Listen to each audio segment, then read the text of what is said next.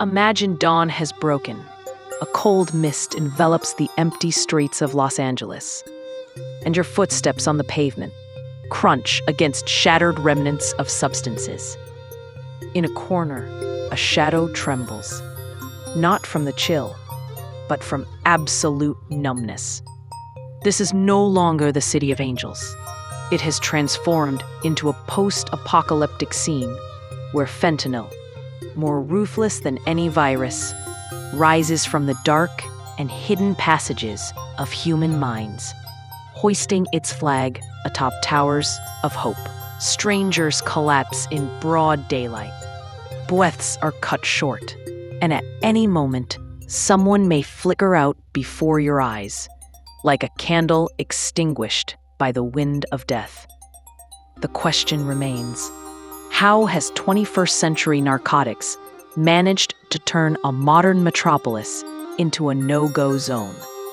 Fentanyl, a name that until yesterday was seen only in medical prescriptions, now spreads death in the form of white powder among the lives of people.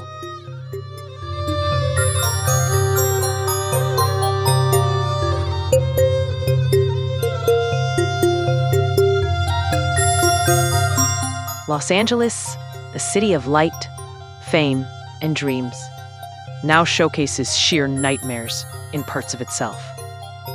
Behind the glittering images of Hollywood in forgotten alleys, there are people living who have nothing left to lose.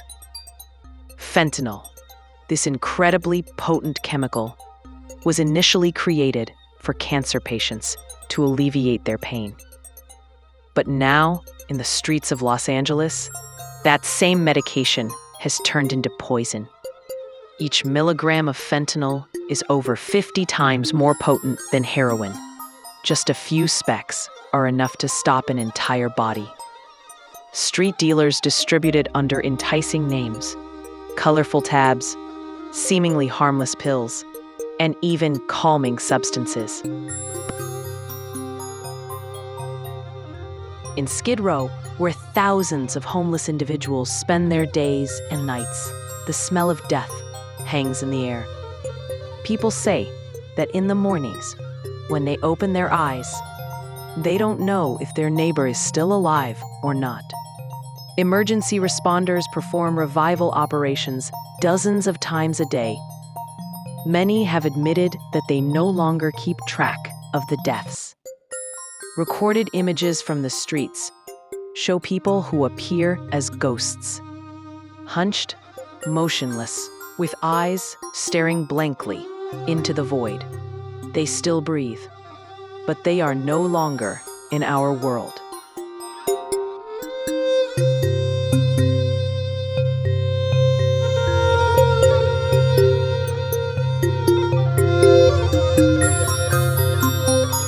The issue does not end on the streets. In schools, universities, and even at middle-class parties, fentanyl has left its mark. It only takes someone looking for a good time to consume a counterfeit psychedelic pill. And that pill may become their last experience in life. Official statistics indicate that in recent years, fentanyl-related deaths in Los Angeles have increased by over 1,200%, a number that paralyzes the mind. Stories from families have emerged. Mothers waiting daily in front of rehabilitation centers for their children. Fathers pinning up pictures of their 17-year-old child on the walls, writing, "Missing." The police state that new substances entering the market are combinations of fentanyl with methamphetamine or counterfeit Xanax. In other words, death in the guise of colorful pills. But the question remains, what led a society to become so vulnerable to this wave?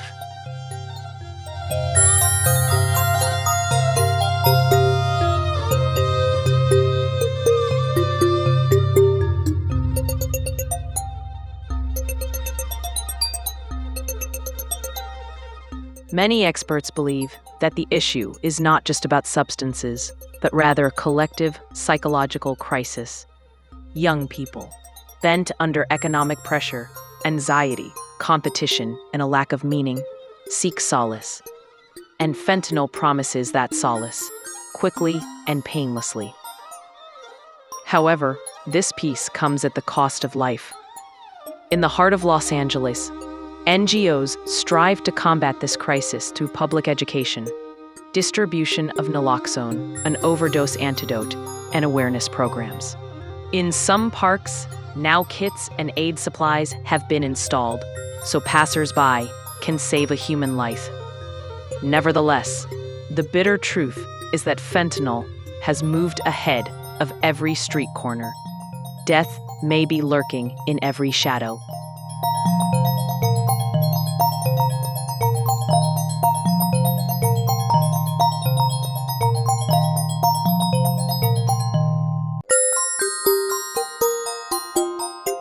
The cinematic portrayal of this crisis goes beyond mere news reports. It feels like a dark film being shot every day, featuring real actors and unpredictable endings. Amidst this, personal stories emerge from the depths of darkness. A girl who at 22 was a hopeful writer and now finds her name on a list of victims. A man who was a director of social films and now battles his addiction to fentanyl in a small basement. These narratives shake the heart of the city. Yet, all is not lost. Within this darkness, there are people who have fought back, those who have returned from the brink of death. One of them, named Mark, a former astronaut with the U.S. Army, has survived 3 overdoses. He now conducts awareness classes in South Los Angeles and shares his life story with teenagers. There is a trace of pain in his eyes, but his voice resonates with hope.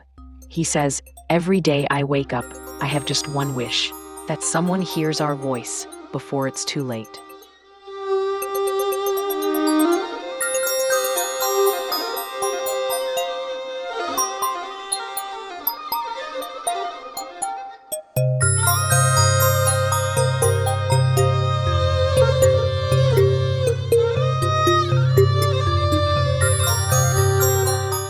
This statement captures the essence of the video. It is a voice from the depths of wounds, from the heart of darkness. A voice that warns, if we remain silent, fentanyl will not stay confined to Los Angeles. It will reach every city and every home. This is a global tragedy, from America to Europe and even Asia. Pain knows no borders. In the end, this video is not just a report, it is a wake-up call, an invitation to see, not to turn a blind eye. Fentanyl symbolizes a society caught between speed and downfall, between artificial calmness and harsh reality. The solution lies only in awareness and empathy. When people choose to hold hands instead of judging, perhaps we can awaken from this nightmare.